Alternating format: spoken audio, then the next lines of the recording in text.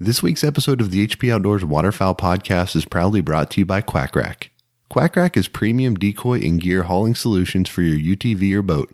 100% American-made front racks, roofs, roof baskets, and rear racks.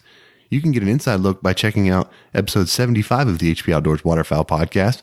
You can also follow Quack Rack on Facebook and Instagram, and by checking out the hashtag HaulMoreShootMore.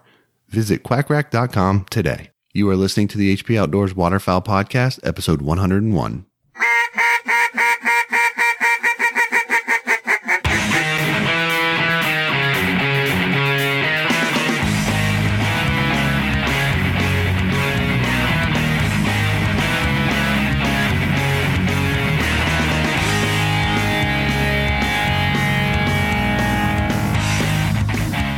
This week on the show, we got a little bit of everything for you. We're resetting after our 100th episode giveaway. We're going to talk about some of the conservation efforts we've been involved with, hit on some of our buddies that are crushing birds from around the country, and also talk a little bit about some current news in the waterfowl world.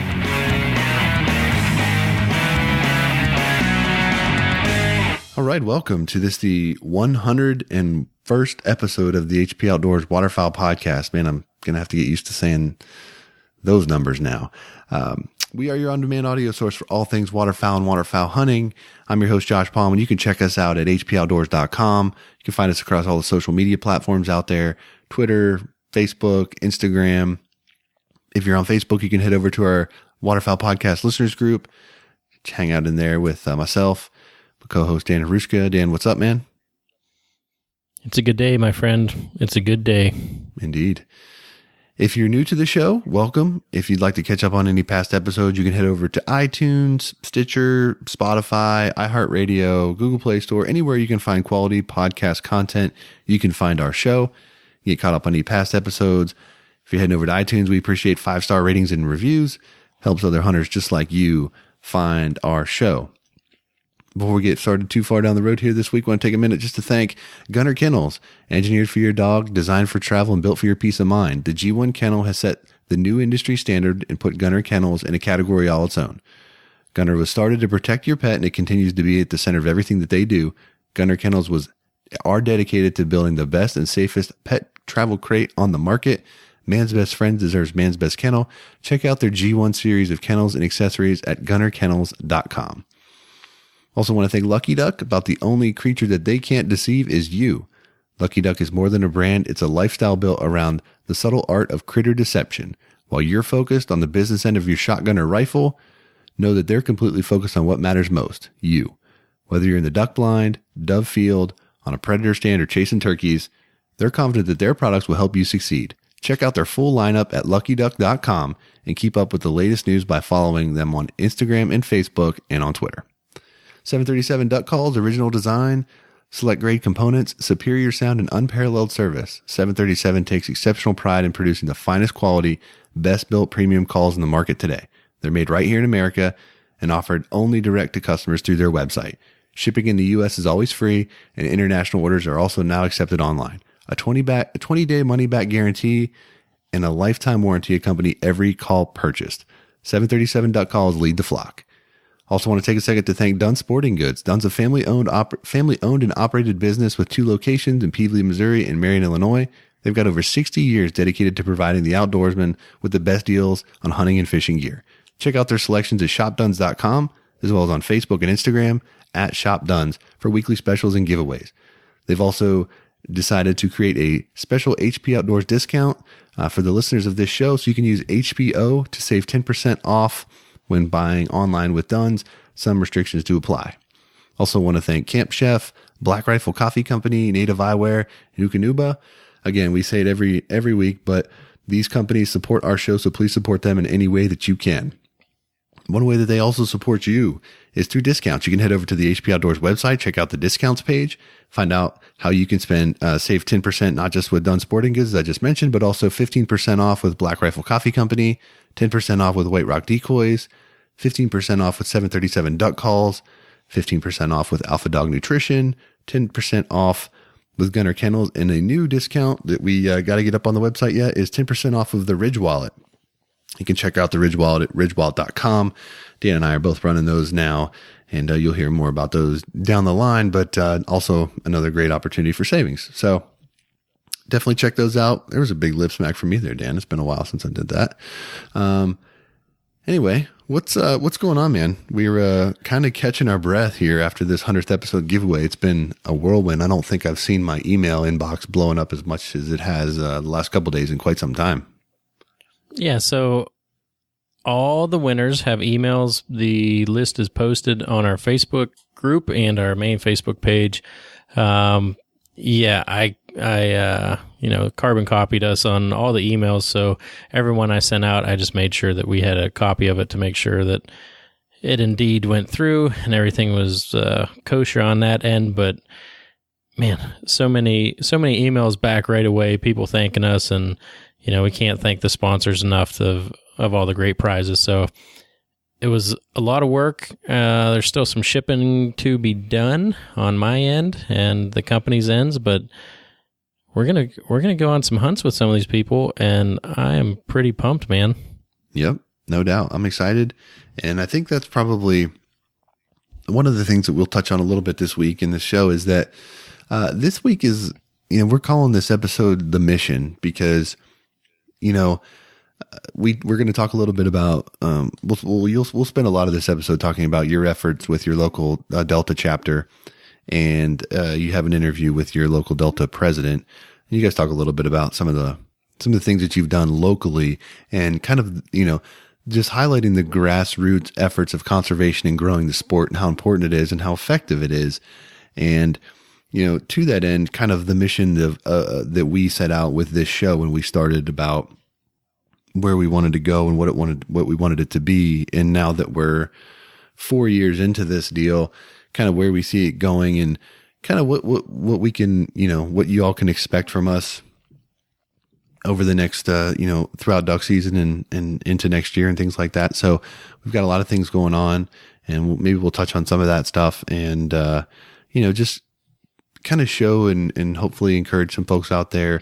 One of the biggest things that my takeaway was listening to your interview with your local president is that, everybody's busy, right?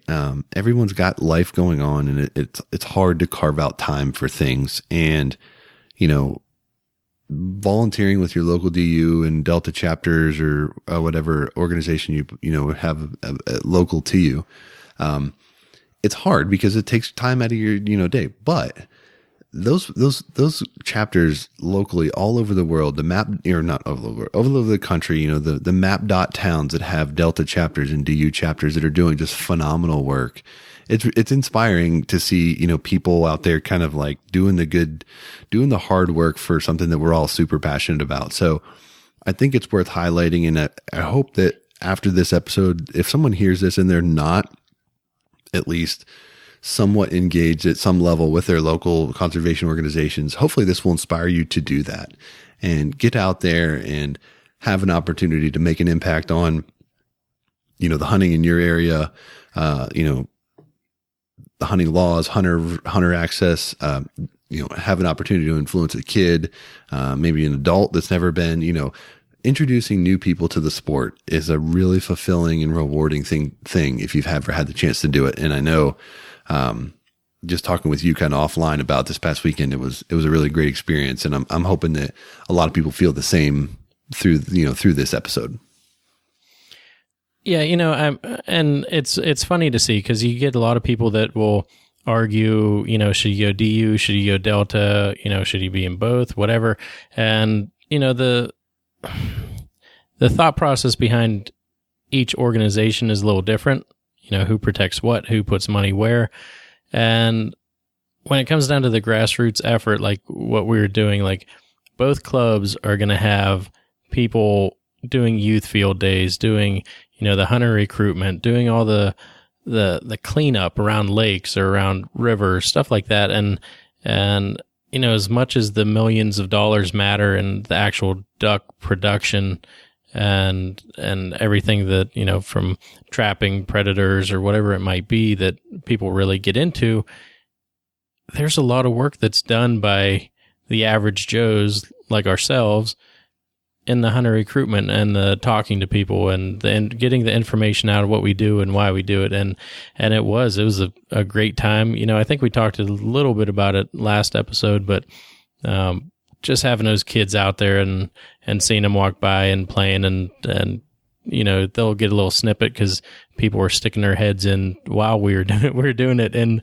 the panel blind setup. So the tangle-free panel blinds were set up. The chairman and myself were sitting in there on Yeti buckets and a Yeti cooler and just set up the podcast studio inside the panel blind. So there's some music playing in the background, whatnot. It shouldn't be too bad, but yeah, it's a good time and definitely just don't think that goes unrewarded because you might change someone's life, for the better. That you might get them to say, yeah, I do want to go hunting and instead of them wanting to play a video game and you never know what that little thought process might start, what that person might become. Well, kind of a parent in us all, I guess. Yeah. And I think the thing too is, in every event that I've worked, whether it be, I tend to feel this way more after the youth or green wing events or something like that. But even when you're working, banquets where it's adults primarily and things like that, those kinds of events is always a reminder and takes me back to just remember why I enjoy this sport and why I'm so passionate about it in the beginning and to start with. And, I've talked a lot about my son and our experiences now, but to see him and other kids take to something that you're so passionate about is super rewarding. And, just like everybody, spending time with like-minded people who enjoy talking about duck hunting and waterfowl hunting is one of my favorite things to do. And it's just something that I enjoy so much talking about and sharing, in conversation with people that feel the same way. I'll do that anytime that I get an opportunity and, to the level that we started a podcast so we can do it. So it's a great opportunity to do that. It's a great opportunity to meet new people, present, identify new hunting opportunities and things like that. So, relationships are super important when it comes to this, not only, amongst hunters, but amongst conservation organizations and partners that help in the fight against, habitat deterioration and against hunters' rights and hunter access and things like that. So it's all really important, and we wanted to highlight that. So we'll have an interview coming up that you did while you were at your waterfowl weekend. And I think the most unique thing about your waterfowl weekend is that it was actually an event that had both DU and Delta waterfowl active at the same event on the same weekend. So it was kind of an opportunity where both clubs sort of loaded up and used all the resources for your area on a really big weekend, which I think is really cool. And I don't know if that kind of thing happens very, very often across the country. Yeah. And there's like three stations throughout the town, the high school. And then we were in the ball field right in town, set up with about 35 other vendors, which was really cool. That was the first time I ever seen that. And this has been going on, 20, 30 years. And then down at the Sportsman's Club where they have, retrievers and a bunch of other vendors down there as well. So it was cool. People can kind of see what both clubs are about. And I tell you what, just thinking back through that, and I said it before, but seeing, how like when you surprise a kid and they're not sure how they react and they kind of like sink their chin like back in towards their neck and their eyes get real big and they're just like, I don't know how to answer that. Their eyes kind of go to the side. We got that so many times, especially from the girls. Like you get 7, 8-year-old girls and be like, hey, do you want to do a practice hunt? And they're like, just kind of taken back. And we got a lot of that, but by the end of it, man, they kept coming back, kept wanting to play and just the smiles, like it really was worth it. Like you said, it's time away from your family, time away from your own kids. And it was worth it. It was really fun. And like I said, you might change those kids, the direction that they think, at least that they think about hunting if they didn't want to start hunting in the first place. You know what I mean? So It was a good time. It was a really good time. Yeah, that's great. Quick question. Was the ball field that you were set up in the one that you claimed you hit a home run in when you were playing T-ball? I did not hit a home run there. I hit it off the top of the fence and it bounced back. But it wasn't inside the park home run. And it wasn't T-ball. It was like coach pitch or whatever. Oh, okay. This story has clearly changed since the first time you laid it down. I don't think so. It might have been T-ball. No, there's a pitch coming in. But I'll tell you what, there was a fence with like the tubing around the top of it. And then there was a big wooden sign that stuck like 3 or 4 inches above the fence. And I hit it off the top of that. So anywhere else in the park, it would have been a home run. But this is like a 200-foot fence, or how far away is it? Like Little League field? Yeah, I don't know if it's 200. It might be a little less. Because you're like 7 or 8 at this point, right? Yeah, strong. Yeah, okay. I'm calling BS on that, but you want to know how many times I hit that dairy aisle though? Growing up, look, bro, it's your lie. You can tell it however you want it, man. It's all good. There's an ice cream shop out in left field, and I used to just pepper that thing. I think it didn't matter who was pitching. I think every small town in America has a dairy aisle out past the ball field that people used to pepper with home runs. I used to put it up over those trees. Those trees are still standing. Yeah. Here we go. I used to launch them. Anyway, boom.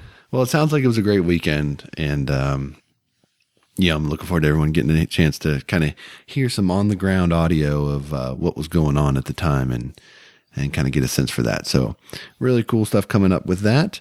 Also wanted to take just a minute here and hit a few kind of things, and I'm drawing a blank on the one that I was going to talk about, but I'm staring at another one right now. So they recently basically awarded the 2018 Federal Duck Stamp Art Competition.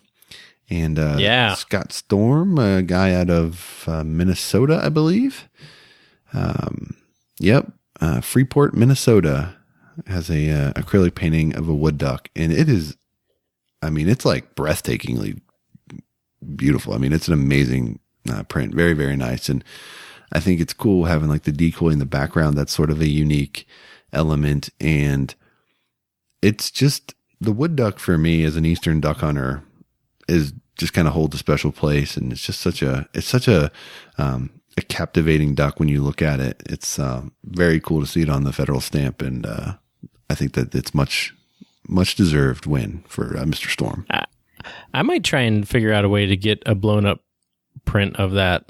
Because just the way the decoy looks like it's been peppered a few times for sure. Yeah, it's been in that guy's spread a long time and just all banged up. But definitely, I would like that on my wall. Like it is beautiful. Yeah, the other one you want to talk about was the coots on cans. Yeah, hang on before you move on to that real quick. I'm just looking at this, and I think it kind of the federal duck stamp is something that I think it's just, as a duck hunter, it's one of those things that we know is part of the deal. But like for people that don't duck hunt, I don't think they realize, when you talk about people want to attack hunters and kind of lose sight of the fact that hunters are conservationists first. The federal duck stamp raises about $40 million annually to conserve wetlands and habitat. That's not nothing, right? I mean, that is a big number. And that's just a cool thing, and that's another feather in our cap as outdoorsmen and conservationists that I think a lot of non-hunters, I'm not even saying anti-hunters, I'm just saying like people that don't hunt probably have no idea that those kinds of things come from just the license purchases and things like that. So very cool, and I think that's something that a lot of hunters can be proud of. Yeah, it's a pretty incredible number. I didn't know it was quite 40 million. Actually, I didn't. I wouldn't know what I would guess. I've been bad at guessing numbers lately. Yeah, but that's a good amount. Yeah, no question. The other thing we wanted to talk about was the video that kind of came out that Delta had put together with the coot sort of destroying the canvasback nest, and I'm like, I normally wouldn't shoot coots, but seeing that, I'm like, I'm cleared hot. I'm ready to water swat some coots. I tell you what, we don't see, I'll tell you this, and it's been very accurate the last, 4 or 5 years, but the coots will come through about 7 to 10 days before a big diver push. Yeah. So I don't know what it has to deal with, but usually once we see the divers, we start hunting them, but we never get out when the coots are in the big numbers. But I might just because that video. Yeah, I mean, and that video shows, coots trying to attack duckling canvasbacks. And I don't know if they do this just to canvasbacks, or that was just they were studying canvasback nests and saw this happen. But I don't care what kind of nests they're eating. If they're eating anything, I would typically just give them a pass. But no, I'm not going to. I don't think. I've never shot a coot in my life. Yeah, so I might as well start. No, me neither. But the initial video, there's a hen canvasback on a nest, and the coot runs her off, and then just gobbles up the eggs. Pretty much rolls. I think he rolls some out, but then just pretty much crushes all the eggs. So, yeah. Definitely kind of a weird video. Did not expect to see that. And I didn't expect to see it chasing down ducklings either. But yeah, they're nasty buggers, man. Yeah, I'm not a fan of that at all. So encourage people to shoot coots now. If you don't already, I'm encouraging you to do it. Big liberal limits, so why not? What else you got, Dan? Yeah, so you were talking about our friends around the country and everywhere else, but we shared a picture of Ben up in Canada, and they're just on it. Just Prairie Limit, just absolutely Prairie crushing. Limits Outfitters, right? Yep, and the winner of that is super pumped to go up there. We might be joining him on that hunt. If not, it'll be very close dates. But so we'll be going to Canada next year. Yep. Next fall. And then, Kansas, you see all the guys that were just crushing the teal. Mm-hmm. Kyle and Marshall out there who will be joining us at Big Kansas Outdoors. Kyle put together a nice Vimeo video and really good work there. Marshall always does good work on the camera. And then those guys down in Texas. And that might be a little opening. I think we're going to have a little roundtable discussion coming up with some of them. But yeah, the guys down in Lifetime have been hosting a lot of other fellows that we've had on the show and are, partners with the show. But, Quack Rack, Gunner, Southern Oak Kennel, 737. I saw Pit Boss just showed up down there and he's going to be hunting. So I think he's out of his element a little bit. He's usually the sea duck man, but I'm sure he's probably either enjoying the cooking or adding some Old Bay seasoning down with them. I know he has the crown. I know he has the crown with him. No doubt. Guaranteed that. And then I see Ted just landed down there with all his equipment, so he's going to be racking out some photos as well. So all great people getting together. I'm sure those hunts are just a ton of fun and really getting on a lot of birds down there too. Yep. No doubt. It's starting to feel like season is on, and I mean, it's still been really hot here and, it's been tough, for me, it's been tough getting birds patterned and stuff. I'm just not seeing as many birds as I typically would, but, I'm ready for fall to get here and for the days to get shorter and kind of start getting it on, and seeing people with big pushes of teal got me big time jealous. So I'm going to go out and take my son out this weekend and hopefully get another goose hunt in here, and it'll be his first Virginia hunt, and hopefully get a few down before the season closes out. And we've got our early teal in, so we're going to hunt a spot that we've had teal on it before. I don't know if there's any teal on it right now, but if there are, we'll shoot them too. So is T-Dub is he just on fire right now for hunting? Oh yeah, he's super fired up. He wants a gun like yesterday. And I was going to ask, I saw you posted about a 410. So have you started looking into those? Yep, been looking at the 410 single shot and just kind of evaluating what I think is going to be best for him. And he doesn't understand like that it takes time to build up to it. But he was like, we were talking tonight before he went to bed, and he's excited to go on Saturday, and he said, he thinks that he can throw sticks at the geese and kill them. or at least wants to try that.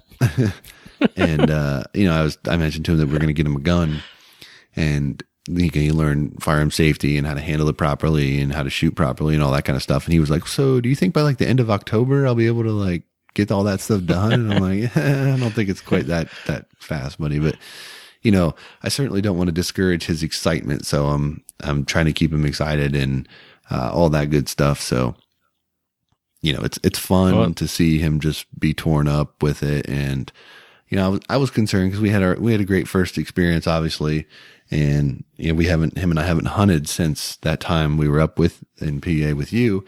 So I was kind of worried that when I brought it up again, that he was going to be kind of like, nah, maybe no, because he's got like a soccer game that afternoon. So he's going to be super tired and all that kind of stuff. But I'm like, hey man, the season's almost, the early season's almost over. We don't get to hunt ducks or geese again until like mid-November. So why don't we try to go out and do it? And I didn't even have to convince him. He was like, yeah, let's do it. So let's go. Yeah. That's awesome. I think you should probably, I know you have like 30 extra lanyards laying around. Maybe you should, get one set up with him and a finisher on it and see what he's about. I've already got a lanyard set up for him. It's he's got a heavy hauler. Right. He's got a heavy hauler lanyard I think he's actually got one of the original, like the OG HP goose calls on there, like unbranded, there's nothing on it. It's just like the very first ones we've turned. It's the black and orange combo, nice, old school. And he's got that on there, and like a Delta call that I got at a banquet or something, just some stuff for him to make some noise with. So I don't even know where that's at though, actually at the moment. I should probably get that for him and see if he knows where it's at. But yeah, that's a good idea. Have him take that out with him. Let him try it. Yeah, why not? That's exciting. Yeah. I think I might, we're trying to line up a hunt. This is Thursday night we're recording, trying to line a hunt up Saturday, but I have a photo shoot Saturday, like 10:30. I'm doing a local football team. So nice. Never done that before, but they asked and said, all right. Like so you're doing maybe get a quick, like the team shots. It's going to be like mostly the seniors and, I don't know, some action shots of them and whatnot for their banquet that they put together, a nice plaque and everything for them. So, they wanted a different style than what they've been getting. Yeah. And I said, well, let's do it. Sweet. I played. I know what it's about. We'll get some. Are you doing it for cash? Some good shots. No, actually Cambridge Springs. So. Traitor. Yeah, I know, but we never lost to them, so I feel pretty confident going on to Bayard Field over across the way. But that's like perfect though, because if I hunt that area or very very close to it, then I can that would be good. Pack up late. Yeah. So what decoys are you gonna put out? I think we'll probably we're gonna be hunting a pond scenario that's got a little island in it. So we'll be set up on the island, and we'll probably just have some of the tangle-free floaters out there. And I guess I'm probably going to need to throw out some. I'll throw out some mallard decoys and my Lucky Duck HD. There you go. Put that out there at least for the beginning. See if there's any teals around. I don't have any teal decoys because we just don't see a lot of teal. Well, we see some green wing, but it's not like. Again, when I've seen blue wing here in any kind of numbers, they're here for like 2 days and they're gone. Yeah. So it's been tough to get on them, but we'll see what happens. Could be a good time, regardless. Hopefully we'll get on some geese. The goose hunting's been kind of slow around here this September for whatever reason. I'm not sure what it is. It's been hot. It's been really, really wet. I mean, we've had a ton of rain, and that's just really complicated a lot of things. And we've had some remnants from the hurricane come up through here. So our ground is saturated. There's water everywhere. And anytime it rains, there's more water everywhere. So you got sheet water in places that it's usually never. And it's actually funny because on my way home every day, well, not every day, but most days I drive this way. It's a 4-lane road. I mean, this is like a busy road, and you know how it is down here. There's a spot that's normally dry. Like if there's not been rain, it's bone dry. But when there's rain, it floods up in this area. It's like a drainage swale that goes into a culvert kind of under the road. And when it floods, like it doesn't take a lot of rain, but it floods, dude, there's like 50 mallards at this spot. And like, I mean, it's insane. And I'm like, this is in the middle of like a really, a suburban residential area. Like there's not ag fields around here for miles, but these mallards, man, just know this spot because it's got that seasonal grass. It just grows in there all year long. And then they flood up and they get in there and they just pound it for like a day or two before the water drops.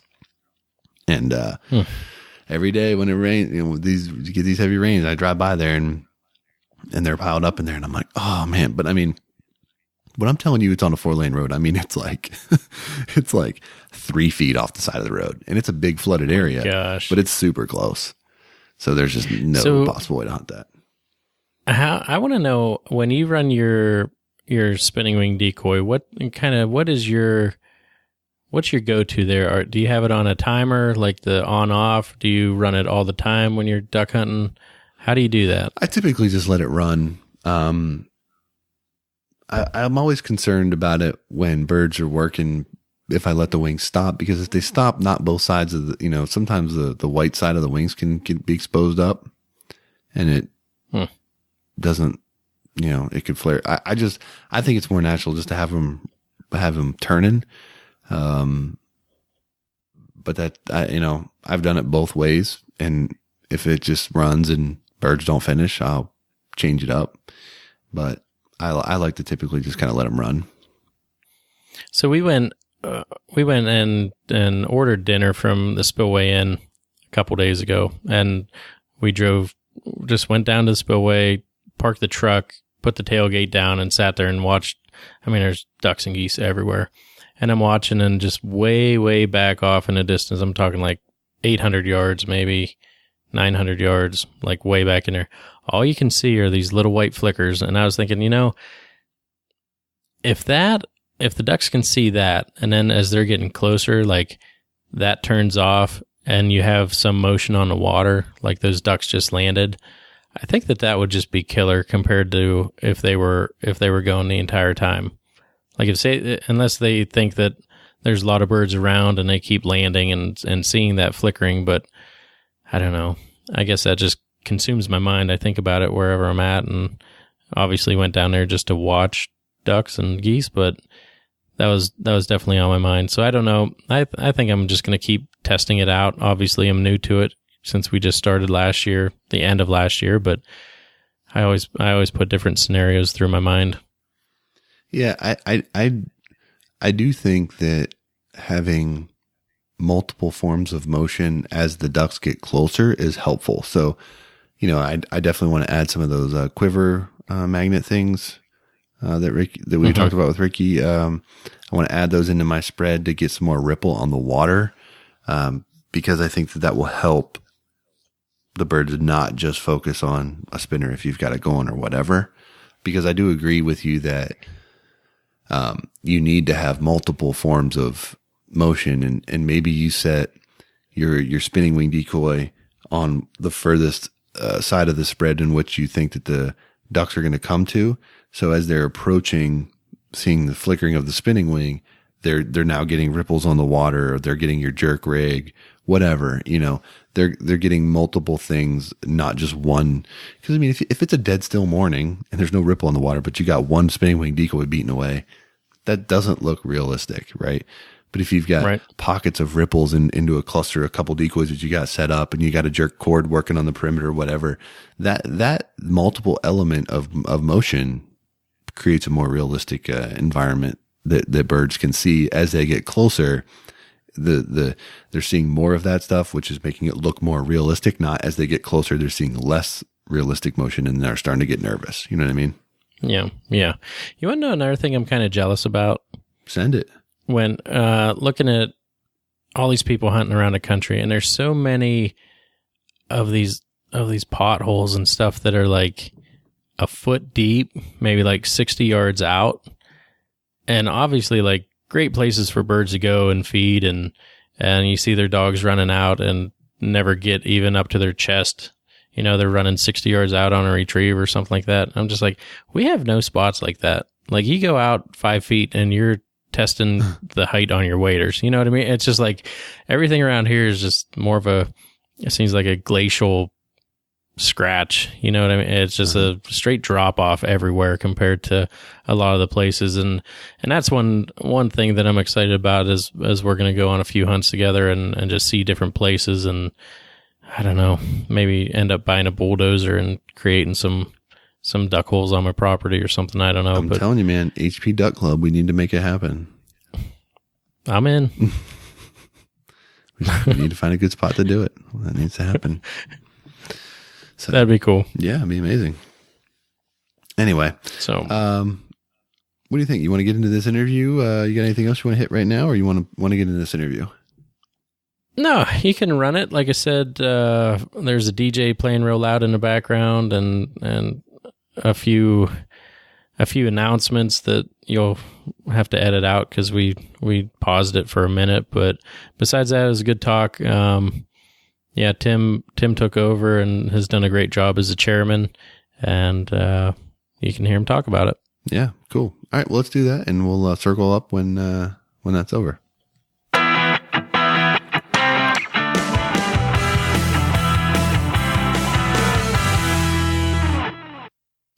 All right, we are coming to you from Linesville, Pennsylvania, and I am with Tim Christie, who is the chairman of our Delta chapter. Tim, how you doing, man? Good. How about yourself, Dan? I am hot and sweaty, and we are running mock goose and duck hunts here in town, and have these kids coming in, and one kid that really won't leave us alone. She's been she got a duck call in her hands and kind of taught her how to blow, and she's been, hello, how you doing? Yeah. And there she is. Yep. Kids are really enjoying it. Yeah. So let's start talking. What are we doing here today? What do we got going? Well, like you mentioned earlier, we got this mock goose duck hunt for the kids. HP brought out their panel blind, which is really nice. I got a couple layout blinds, different scenarios for the kids, gun safety and all that, whatnot going on. And I got a couple empty shells, teaching them pick up, just basic, getting them interested in the sport.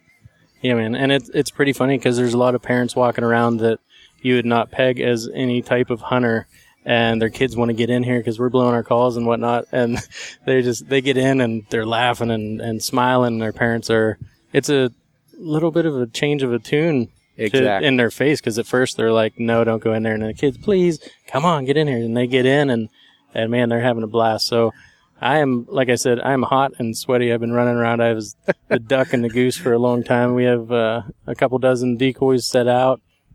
Coming in just with a flag is our mock goose. And like you said, we're actually, there's a DJ that is fairly loud, so I'm not sure how this is going to turn out, but we're sitting in the panel blinds right now and kind of out of the sun, which it's nice. Little breeze coming through. Still kids poking their heads in to see what's going on, but this is the waterfowl weekend here in Linesville. That is the 3rd September of every year, and this is a new section here that Linesville's trying to get a little resurgence of the weekend. There's all kinds of kids poking their heads in here, but you see them in there hiding? Yeah, we're hiding. Yeah, it's amazing. Like, I'll touch up on what you said about change of tune for the parents, how many parents have actually whipped out their camcorders on their phone and everything. Think it's the greatest thing, and that's what we're after, is get these kids interested in stuff like this. It's a dying sport. It's a dying trade, and we really need to get these kids on game with this. We're just losing it. Yeah, and that's something that we're always battling. It's funny, there's some guys walking by us with face paint. They're probably out today, and they're all sweaty. They're seeing what's going on. No, it's a fun time though. There's all, you can hear the DJ back there. And like I said, I apologize if this is super loud, but it's kind of what we're doing. So, all Linesville businesses here. But yeah, there's boating companies and four-wheelers, boats, quads, everything. Yeah, ice fishing, kayaks, crafts, tons of Cub Scouts, tons of good stuff here. And the parade was good this year. Yes, it was. A very nice long parade. And this thing is definitely starting to re-amp from what it was from back in the day where everybody said it used to be a ton. And that's what we're striving to do, is re-bring this out to get everybody interested in it again. Yeah, man, I'll tell you what, if we could get 10% of the kids that have been through here, actually out in the woods and see it, and we'll post some pictures up, but man, the faces, even with these little pop guns, it's hilarious. They're loving it. Yes, they are. And they love every little bit of it. And the parents asking, where do you get those, And that's base. You touched on a base for us there for a second. That's our biggest mission, is get kids back out. Why we got this mock hunt here is to hopefully spark that interest in kids to get that first hunt. Even parents, if you're wanting to go, if you want to go and never had anybody show you, get a hold of us. We're the Pymatuning chapter of Delta Waterfowl. Got a Facebook page. You can follow us, like us on Facebook, message us. We are more than happy to get anybody out there and show them what we do. No doubt about it. And we got we have all kinds of pictures set up about the duck banding and the wood duck boxes that we've spent a few nights together putting together, and get those out to kids too. And actually, that's a very good project for kids. They really enjoy it. But tell me, Tim, how did you get involved with Delta? How long you've been part of the chapter? This is my first year in the Pymatuning chapter. I've always re-amp my membership through them, but I've never actually been on a committee until this year, just because a few things went down. But how long you been in it? This will be, I want to say, my 4th year. Yeah, 4th year. And just for a simple fact of what drove me to it was duck reproduction, duck habitat, kids, getting kids out, veteran hunts. You name it, everything we do drove me to it. 25% of the money we make in our benefit dinner stays here. That's put back into our wood duck nest habitat, project. We got 100 wood duck boxes going out in February, and we are going to continue doing that. Our next big project will be goose tubs. There's a lot of issues going on around here right now, so we felt the need to take on getting some goose structures up to amp their numbers up some more for everybody. So it's just all that combined just drove me right to it. It's my passion. And now we have the Game Commission on board with all the mallard rolls too, right? Correct. So that's cool. There's a new guy in there, and man, we got some motorcycles. I have no idea how this is going to turn out, but we're doing it anyways. But yeah, the Game Commission previously really wanted nothing to do with anyone helping, and so they just did not put the mallard nests out, mallard rolls out, and now there's a new guy in there, and he's willing to work with us, so that's really cool. Correct. So tell me about the regional meeting that you guys went down to. We've had John Devney on, I don't know, 4 episodes or so, and I love talking to him because he's just such a wealth of knowledge. Yes. But talk about where that was at, what you guys go down there for, and how that went. Well, our first major ordeal about that was, once again, reamping hunter recruitment, kids, first hunt. That is, like I said, I'll say it again and again and again, Delta's main mission. Duck habitat, we love it. We will put our mottos, take one, put two back. But we're starting to find out that we're losing people in the sport, so that's what we're after at this time and moment. While I was down there must have been probably, I say, another 100 chapters that met up with us, and that's just down in Maryland, Havre de Grace, Maryland. It's amazing to see everybody's interest in this. Like I said, first hunt and all that. So, with that being said, we went over what we can do to get more people involved, more kids, more adults. We got to change our tactics. with that. And then what Devaney was down there, he spoke for a few hours, didn't he? Correct. He went over the, and like you said, he is very wealthy. And I actually have his talk on a hard drive at the house. And he went on about how we're losing our mallard limit, slashing down to 2 in 2019-20 season. Yep, next year. If anything like me, I shot more mallards than anything last year. Devaney made a good point. A lot of our ducks come from the Dakotas. They migrate this way. What they're seeing is there's not a lot of breeding pairs north of us. So it'd be the eastern mallard population. Right. That's why they're slashing. It's up in arms right now. They want 2 mallards, the Fish and Game Service. They want 2 mallards, which 2 may be hens. Delta says no. That's not right. They're the hardest. Let me rephrase that. They get too much predation on the nest and whatnot. So they're wanting to reamp it to 3 mallards, which 2 may be drakes and 1 can only be a hen. They don't see no excuse me, scientific evidence that our mallard population has dropped. Yeah. There's nothing behind it. So with that being said, Delta's fighting this full force behind it, and they understand the hunter point of view, and that's what we fight for. We fight for the hunters. So with that being said, we're going for 3 mallard limit, and which 2 drakes and 1 hen. Trying to get it changed. It's not set in stone for anything yet, but we were re-invited to the meeting behind that because we put out a survey, and I wish I had the numbers in front of me because it was amazing how many people in this flyway say that mallards are a very important part of their bag limit, and how they would rather see a 60-day limit with 3 mallards, 2 drakes, 1 hen. Yeah. So behind that whole survey, all the studies they have done, that's what we're fighting for. Yeah, and, talking to John on the last episode, it seems like it was almost falling on deaf ears with their mathematical equations that they run through all their formulas and everything like that. So looking forward, it doesn't look very promising in that respect. But, and that was the worrisome part about it was that what is the end game? What are those numbers going to have to be to get that limit back up?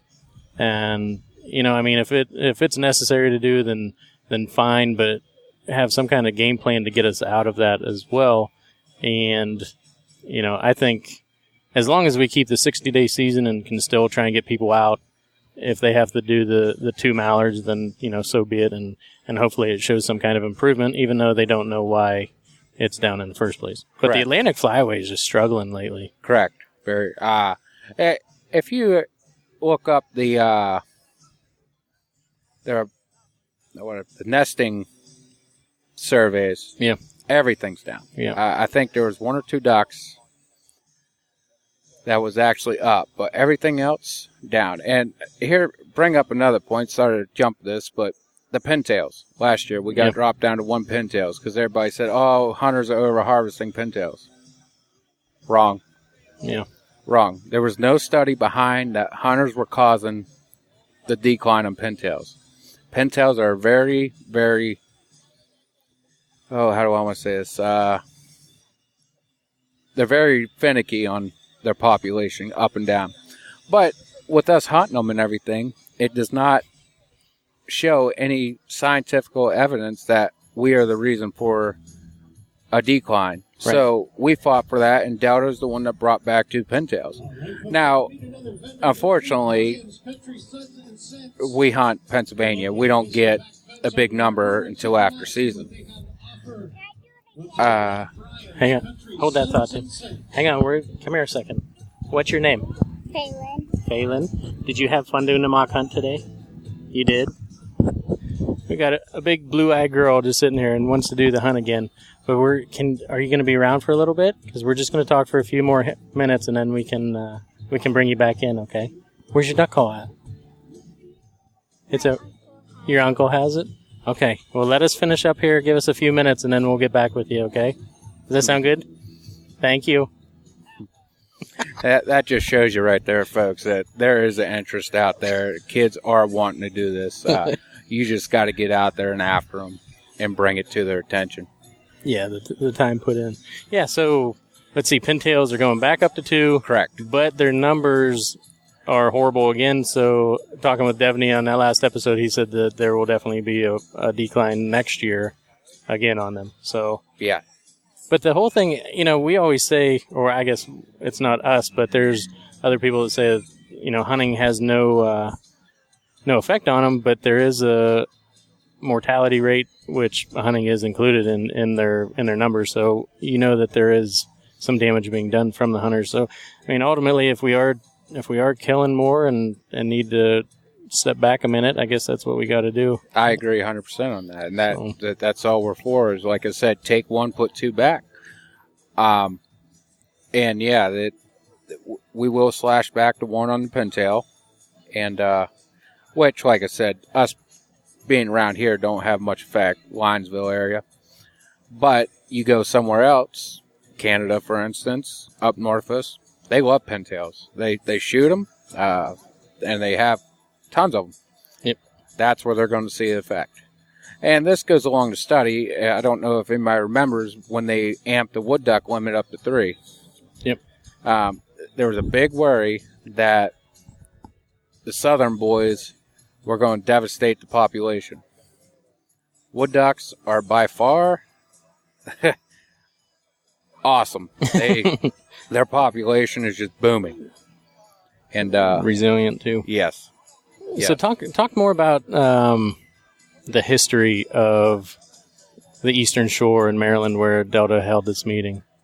That because there's all kinds. There's like museums and yes, tons of decoy museums, and it was awesome because we got to talk to a lot of carvers down there. That, well-known carvers. I got to shake Joey Joe's hand. Nice, and it was neat to walk to his shop, and I got a couple of his decoys off of him, and it was by far one of the coolest things I've ever done. I got black duck decoy off him. Nice.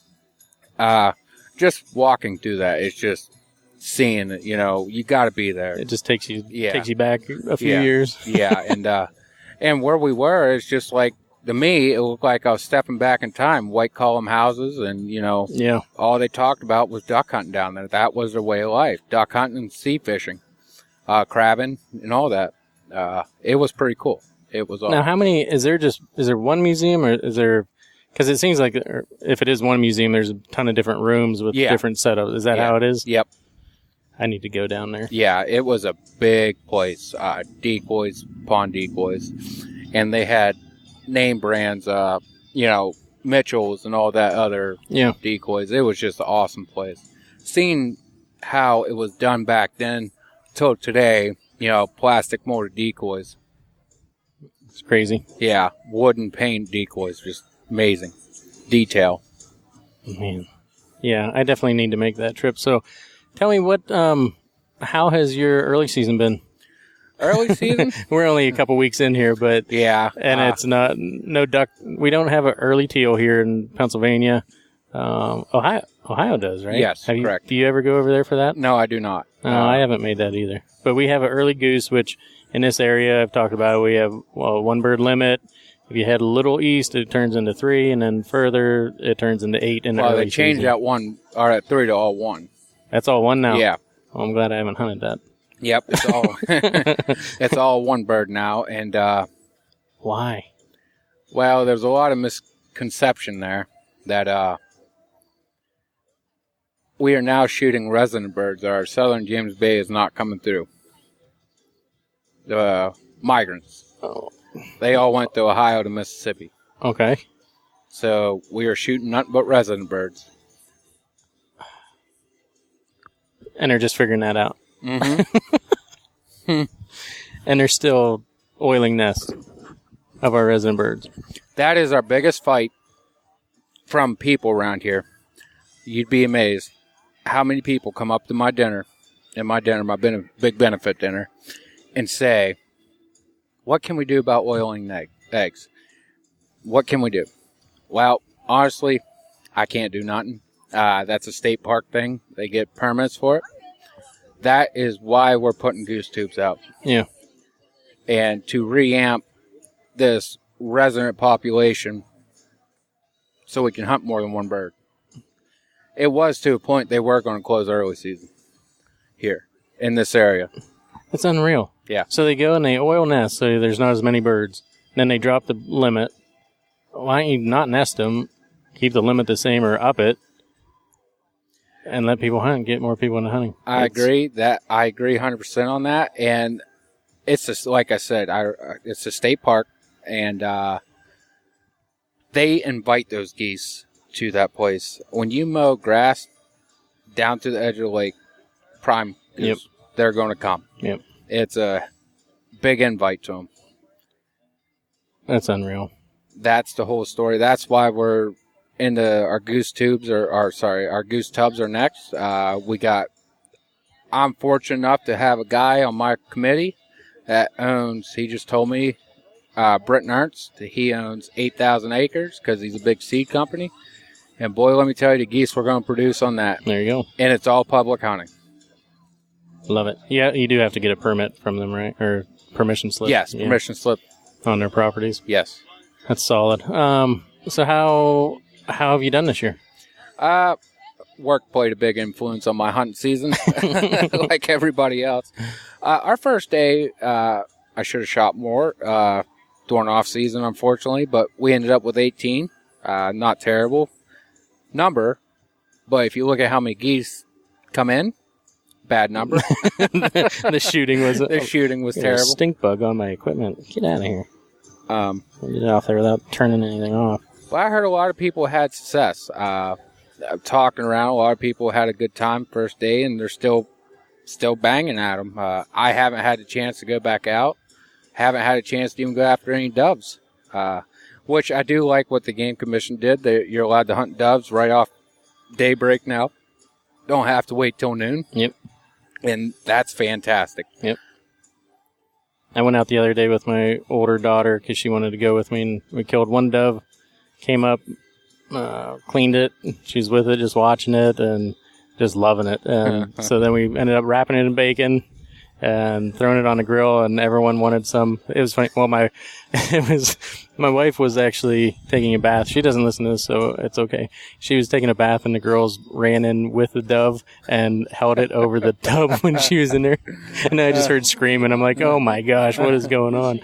But yeah, definitely a shocking experience for the wife, but the kids loved it. So that's awesome. I hear some of these young kids coming back around to do it. To do this mock hunt, which I'm finally dried up. There's a guy shirtless with a gold necklace walking through our decoy spread right now. He's lucky we're not hunting. Yeah. Hey, guys, give us about 10 minutes, and then we can play, okay? Look at that. We're turning kids away. That's wrong. No, they've been here all day, though. Yeah.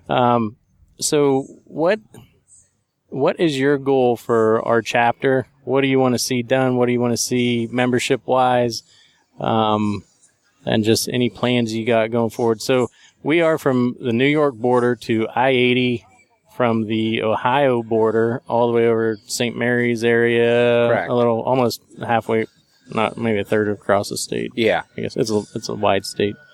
So just because we're called the Pymatuning chapter, really, we cover the whole northwest PA zone. And that, like he said, that includes Erie, down to Grove City and over. Big area. Very big area. And I mean, I guess Grove City would be a little south of 80, and that might be the Allegheny chapter. But correct. I mean, still, we have Erie, which should be a ton of membership, and I'd love to see more people coming and helping out when we do stuff like that, and taking advantage of what we do, the wood duck boxes, and getting that out all around. And yeah, that's correct, and that's just it. we're trying to amp a program up here too, where it's adopt a wood duck box. I'd really like to see that kick off. Basically, whatever money we raise, we build the wood duck boxes. You adopt it, and you take it to your honey hole where you want more duck production. All you got to do is give us the numbers that hatched out of it, or if it's being used or not being used, and we like to hear that stuff. Because face it, we're going to put out. We got a 12-member committee right now. We're always looking for more, always. Yeah. But 12-member committee, and I'd like to see. I heard numbers up to 400 wood duck boxes out of my committee. Now you try having 12 guys cover 400 wood duck boxes each February. Not going to happen. Yeah, that's tough. So, and like I said, same with that goose tube. We're going to have to cover that. And like I said, my biggest goal for here is to get kids out. And if anybody knows this area, we got the Pymatuming Goose Zone Management. I'm in the works of trying to get a youth day set up for that in September. Nice. And for kids, because they did a veteran hunt there a couple years ago, and they put the blinds out. We just show up with our gear and take the kid and adult out and let the kids harvest the goose. Yeah, that needs to happen, especially after seeing all the interest today. Yes. And, looking forward to even next year when we do this, we could have a sign-up sheet if you wanted it after, late September, and then maybe the next weekend or something that kids wanted to get out, we could do that. That's an idea. Yeah. Good something, and keep the interest, in front of their mind. Yep. A lot of thoughts. We have a great committee and a lot of good ideas that we're trying to put to use. So talk about a little bit about the banquet, the dinner. Our banquet this year will be held February 16th, and I have to check with my secretary with that. I'm pretty sure that's the weekend. Yep. It's Valentine's weekend. Yeah. Take your honey out to a duck dinner. Perfect date night. It's a fun time, a very fun time. Live auction, silent auction, and just gun raffles. And let me tell you, if you haven't ever been to one, it's fun. It really is. The great camaraderie we got there, laughing, having a good time. And it's a great night out for sure. And then that's held here in Linesville. Again, this year we're holding it here. Yep. I guess tickets, how can people get tickets if they're interested? They can order them online through our website. Yeah. Go onto our waterfowl.org and find events near you and click on it, and you can buy your ticket that way, all through online. And it's easy, real easy to go that way. Or you can look us up on Facebook, be a Pymatuming chapter of Delta Waterfowl, and message us. We will fast respond, sell you a ticket, and get you in that door. And when we laugh about a duck dinner, it's not just a duck dinner. We have a huge women's table. I'm talking between 30 and 50 baskets for women. Nice. And women's gun on that table, and it's just like I said, holy smokes. And the prizes are nice. I'm not big for women's baskets, but if I would go there, I give my wife money to go win some. You want that good smelling soap. Yeah. And then we hit a $2,000 mark of advertising. Yes, we did. Already? Underwriting, and basically that gives us another gun for the room. So if I'm correct, we're up to 14 or 15 guns coming to our dinner. Nice. That's awesome. And between rifles and shotguns. And let me tell you, the gun we just got was a 6.5 Creedmoor. And those are hot guns right now. Right. Yeah, it's going to be a good time. So we're almost in a half an hour here. We got kids that want to get back in and do some mock hunts. So we're going to get back on the calls and get them happy and excited about hunting again. So again, I hope this turns out, because obviously the music in the background, I know it would be fine if we didn't have that, and little semi-worried about it, but we should be loud enough to where, people can drive by and hear everything. So we got a couple kids lined up here.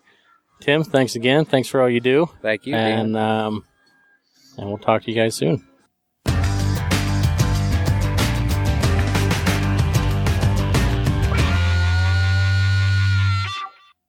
All right. Well, I appreciate you doing that, Dan. It was great to hear a little bit of on the ground truth as to how it goes on a waterfowl event weekend. And sounds like everyone was having a great time. And it's just awesome to hear, stories of little kids just getting after it. And, hopefully you make a difference in someone's life and they, get into duck hunting and, you give them the gift of, the passion of being poor and not sleeping very much. Yeah. And one of the main things I took away from that was he was talking about the regional meeting where Devney was speaking and whatnot. And there's the whatnot again, man, but that's just my transition word, I guess. It's your verbal crutch. It is. It's a bad crutch too. But anyway, talking about the duck museum down there, definitely need to make that trip and go check that out. Have you ever been there? The Harvard de Grace Duck Museum? No, I have never been. Actually, I don't think so. I've been over that way. I don't think I've gone to that museum. So I'm going to say no. Yeah. So definitely something I want to do. And, he's talking about Joey Jobs and checking out his operation and all that fun stuff. So a lot of history there, and definitely something I need to go and check out. Yeah, he was pretty excited about that. Yeah, that's cool. And if you've ever been up to the Waterfowl Festival in Easton, Maryland, that they have every year up there, where they hold the world goose calling championships and stuff, you always get a lot of decoy carvers and a lot of just really cool old classic collectible style waterfowl memorabilia and a lot of history and stuff over there. So, going to do my best to get up there this year in November for that. So, get a little bit more of that going on, but, yeah, really cool stuff. I love that. I love all that stuff. Yeah. But besides that, I think I'm pretty tapped. And speaking of tapped, this is Thursday. I have a guy coming tomorrow to pull my water pump from my house, because I have little to no pressure. Wow. And my pump is constantly running, and I've pretty much narrowed it down to it has to be either a hole in the pipe going down to the pump or the pump itself. So I was talking to my dad, because the house has been in my family for a long time. I said, "How old is that well?" And he said probably 45 or 50 years. I said, "When was the last time the pump was changed?" And he said he didn't remember it being changed. Yeah, so probably never. And they will run forever if there's no problem, but I think we're finding finally that there is a problem. So I get to take half a day or so tomorrow and meet the guy, and he said he'll come and pull it and figure out what it is and have everything on his truck to get that taken care of. So I might be able to fill up a cup of water in less than 20 seconds coming up, because that's about where I'm at. It's so bad right now. Will this guy have anything on his truck to be able to fix your internet while he's at it? Dude, that's another thing. I'm almost through. You know what?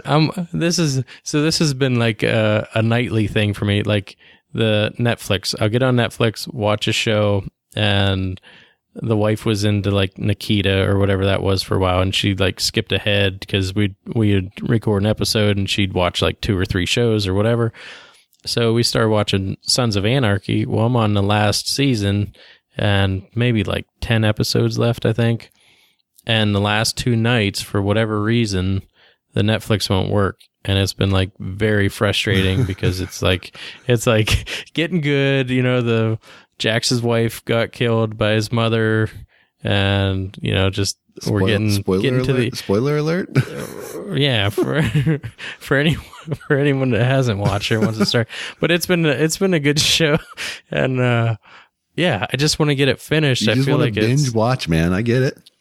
I know. Like I might not sleep tonight and just finish them all if it's working, but I tried to watch a show with the kids tonight before we started this, and it wasn't working. So 3 nights in a row it just doesn't work for me. Is it an internet issue, or is it is it your like Netflix like GUI issue? Like the Joeys. I don't know if the Joey's not connecting, but I'm about to troubleshoot the entire house and figure that out. Give it a solid power cycle, man. I mean, reboot the internet. Yeah. Yep. I reboot that thing just hoping that one day it'll like magically be 10 times faster, but it never works. I was going to say, don't hold your breath on that one. Yeah. Well, so anyway, well, hopefully your Netflix account gets fired up and you can finish your Sons of Anarchy binge watching. That's a good one. Have you ever watched that? No, I have not. I don't watch a lot of TV, man. I watch sports, but that's about it. I don't watch a ton of shows. I let my wife kind of have the TV. I'm usually, honestly, most of my evenings are most of the time I spend like dealing with HB stuff, like just kind of thinking about new material or planning stuff and talking to you and editing and things like that. And I hear you. About all I got time I'm so for. glad. I'm so glad those emails are done being sent out. You know what's bad is when you send emails out and you're like, man, I wish I won that. Like over and over. And man, I wish I won that. But you know what? The response has been great. And I've said it before, but I can't say thanks enough to everyone that donated, and thank you for all the nice emails back to Josh and myself for putting everything together, and we're going to continue to bring you great content and keep moving forward, man. It's exciting. Yep. And I think, kind of talking, as far as us, you're going to see us making more attempts to be out and about and experiencing different things in different areas and be able to speak to that a little more so on the show. We're coordinating a bunch of hunts and stuff like that. So, we're at a point now where we can kind of do more things and have better opportunities to get some more unique, content, and also, things that hopefully will help you all be successful and be able to speak more intelligently to the different scenarios that all of you guys are facing across the country. Because, sometimes it's hard when you get new people that want to come to the show and they say, hey, I'm a new waterfowl hunter. I hunt here. This is the situation. And it's like, maybe we've never had that situation. But that's why our listeners group is so fantastic, because we've got not just people from around the country, but people from around the world in that group who are willing to share experience and talk about techniques and tactics and help expedite that learning curve and, help you get up to speed. So if you're a new hunter and you've got questions, head over to the group, request permission. We'll bring you in. And as long as you're not a jerk, you're going to love the group. If you're a jerk, your time in there will be short-lived, because we don't deal with that. And it's going to be a place of positivity and, camaraderie and all that kind of good stuff. So, if you're into that kind of thing, head over there, check it out, and, you'll catch us in there when we can. Dan, if hopefully his boss doesn't, request access, because he'll be busted for time card fraud, probably, based on the amount of posting I see from you out of there during the day. Yeah, let's not talk about that, but let's talk about, you were talking about the internet's it's not like the internet goes away. All that crap stays on there. I will delete that group in a minute. No, but seriously, you were talking about not just countrywide, but worldwide. And there's a gentleman from Ireland that messaged me about the youth field day, and they have very strict gun laws. To hunt, you have to be part of a gun club, but he I forget what, I think he was saying he drives like 4 hours to hunt, and wants to get his kids involved, but it's difficult. And even registering air rifles. It's a serious deal over there. So I feel for the man, and his name is Dan too, so I know he's a good guy. But he wanted to know the breakdown of the youth field day and kind of different activities that we did, and he was going to talk to his club and try and get something put together so they can get more interest and show people how great of a time it can be. So that was super cool. And no, that's a good point. Sorry, I didn't mean to cut you off, but I think it might be worthwhile to, have some of the people listening to the show. If you think that there's things like, he's talking about the gun restrictions and the travel time and all of these things those are obstacles for him getting his kids involved. If you're out there and you're experiencing something similar, you're having a problem getting your kids involved for whatever reason, hit us up. Let us know what those reasons are. And we can kind of talk through some of those, because I guarantee if you're having that same problem, someone else out there is having the same issue. And maybe we can put our heads together and kind of figure out ways to overcome some of that stuff. And we can share it throughout our Facebook group and get some different ideas from people that have maybe had success overcoming those, and try to help people, nip some of these issues that they might be dealing with. Because again, getting the kids into it is the ticket, man. That's what we all need to be focused on, that, working on that. And I can promise you, spending time in the blind and stuff with your kid is awesome. So if you're having trouble getting that set up, hit us up, let us know. We'll see what we can do to help you kind of overcome that. Yep, for sure. Besides that, I think I'm about tapped out for the night. No more one mores. Just a little tappy. A little tap. All right. Well, tapper. I guess on that, one more thing. Here we go. All right. We do have some cool interviews coming up that we're excited about. So that was my one more thing. I'm not going to give any more info. Yeah, we're going to keep that close hold, but yeah, you're not wrong. We are excited about that. So, okay, let's go ahead and put a bow on this one for this week, and that's it. All right, hope you enjoyed episode 101. If this is your first time checking out the show, we've got 100 episodes that you can head over to iTunes and check out and get caught up on everything that you've missed. While you're there, leave us 5-star rating and review. We certainly appreciate it. It'll help other hunters just like you find our show. That's going to do it for this week. Hopefully you enjoyed hearing Dan talking from the ground truth about his Delta waterfowl experience in the waterfowl weekend. For Dan, I'm Josh. Till next week, take care.